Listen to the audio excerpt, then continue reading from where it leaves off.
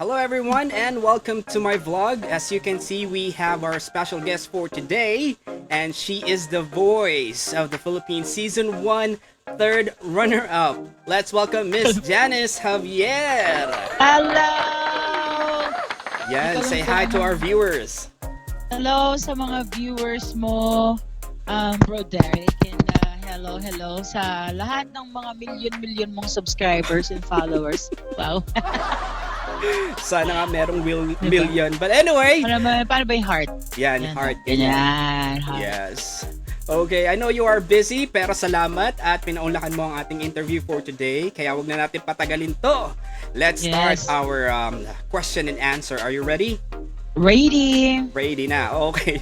So, when did you start singing? I mean, kailan mo na-realize na singing ang gusto mo talaga?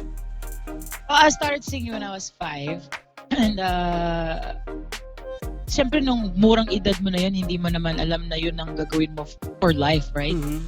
So while I was growing up, I am constantly around people who's in music, especially my dad because he's a musician. And every time na nag-ensayo sila sa bahay, nandoon ako. So lagi ko sila naririnig. So it has always been my environment, yung music na yun. So nag-start akong kumanta noon, tapos he's training me slowly, ganyan. Tapos when I reached 12, that's the first time I started singing professionally. So I knew that will be my profession. You know, I will end up being a professional singer in the future. So well, anyway, I know you had a great career in Thailand. So when did you start working in Thailand and what are some memorable experience you had there? We started working in Thailand during the 90s. We were there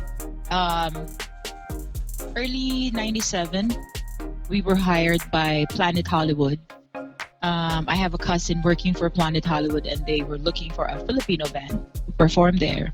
And then we just got back from Korea at that time and she was asking me, Janice, would you be interested to travel here in Korea and work here in Planet Hollywood?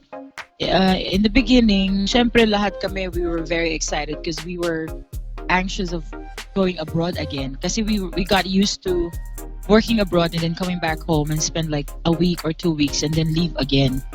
So yung routine na yun, nakasanayan namin. So when we finished our stint in Korea, we were like, let's travel again. So lahat kami kating-kating mga paa namin to travel. So we made that trip possible kasi during that time medyo iba pa yung mga kalakaran sa immigration, you know.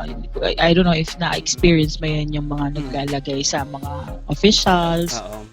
So you can go out of the country, ganun pa noon. So we came up with the amount na that will help the band leave the country para we could go to Thailand to work in Planet Hollywood. And then we started performing at Planet Hollywood for 2 years. Tapos from then on, we didn't want to go back anymore. We wanted to stay there because it felt like home. It's like the Philippines. We're very near to the Philippines. Anytime you want to go back home, madali lang. Life is so easy there, and we had a stable job. So we didn't want to struggle again when we come back to the Philippines. So we decided everybody decided to stay. So yun na yun. That's the beginning of our journey in Thailand. And after the Planet Hollywood gig, we went around bars and hotels in Thailand, in Bangkok specifically. So we ended up staying there for 15 years. And the most memorable experience for me was being able to perform in their biggest stadium ever. So I was able to join their famous local artists sa kanilang mga concerts, and I was very honored to share with them the Filipino talent kasi they've always looked up to Filipino singers, Filipino musicians. I have Thai friends telling me, I wish I was born Filipino so I could sing well like you. I could sing well like Filipinos also. I said, well, you can sing well. You just have to practice a lot. And siguro, I guess the Filipino is like born to be a performer, born to be singers and musicians. That's why we're good at what we do. So, yun, those my memorable. Siguro, parang I performed in concerts with thousands of people. and I was given a chance to represent our country in music festivals.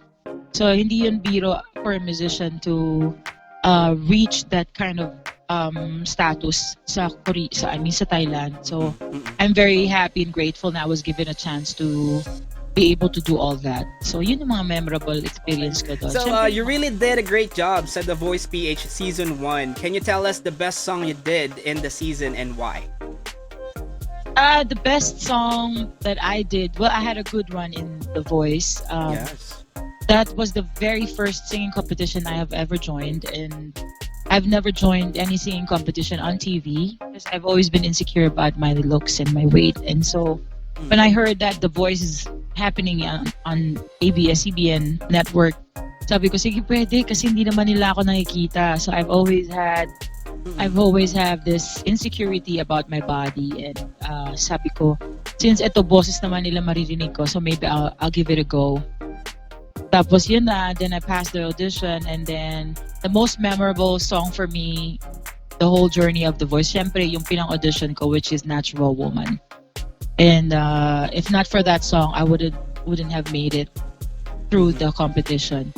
And sobrang, if memorable experience, sobrang dami, especially if you're with Team Apple, because we're always together, we always go out, we eat, we drink, we party, we do benefit shows, we help out, marami kaming ginagawa, and all of those things are memorable for me. But anyway, yeah, do you still have plans of going back to Thailand, or you already find your comfort here in the Philippines?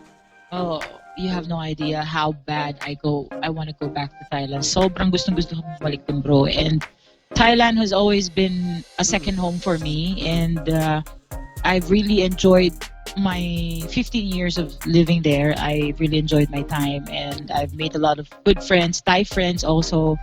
I've left behind a lot of my friends there, and good thing some of them are still working there. And siguro ngayon medyo different na yung scene ng Thailand, pero if given a chance, I would love to go back, and I want to work there again, because even though I have made a career here in the Philippines, having so many good musicians around me, it's still a struggle to make it here in the Philippines, especially if you are not like a 100% total package, diba?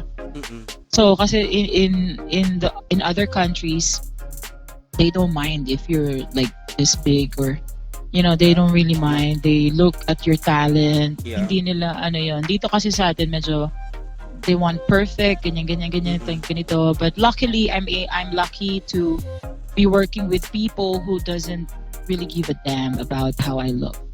Exactly. Importante sa kanila is how I deliver, how I perform, how I do my job. So, yun yung ko. I'm lucky to have those people around me, like the band I work with, the management that handles me, or the establishments I work for.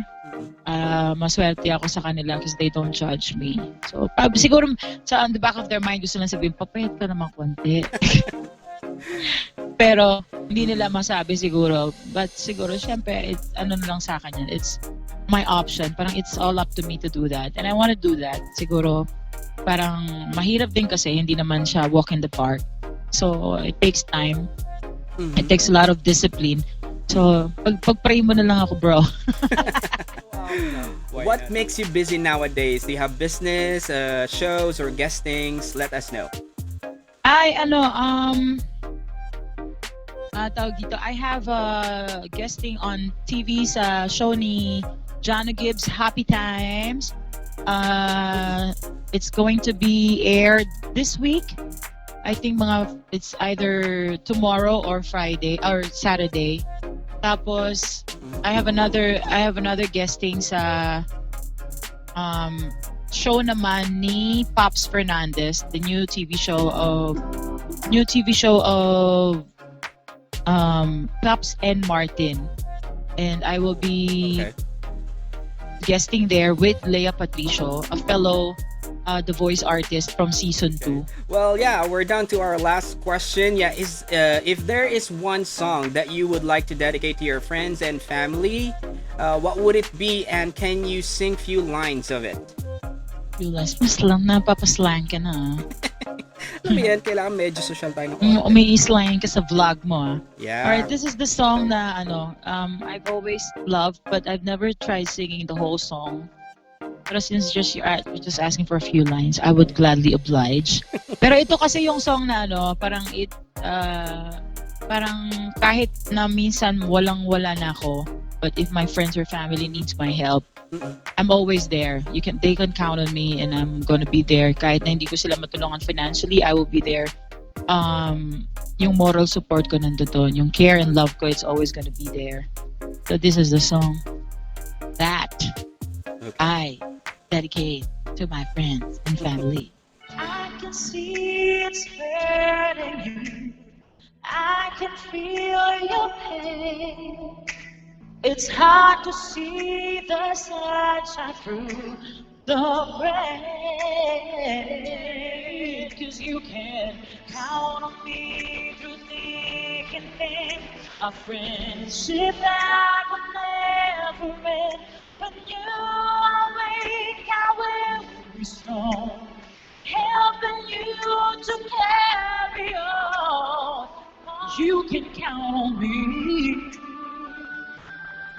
Oh, yes, you can. And I thank you. Yes, thank you so much. That was a good song. Alright, so anyway, yeah, actually, thank you so much for being here to my vlog. I really appreciate it, and I'm hoping for more successful events for you this year. Thank you!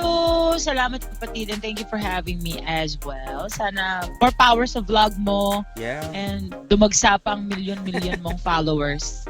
Tama. Diba? Okay. Yeah. Anyway, again, Miss Janice Javier, The Voice Philippines Season 1 third runner-up. Thank you so much. God bless you, and I'll see you again next time. Thank you. Goodbye. Happy New Year! Happy New Year.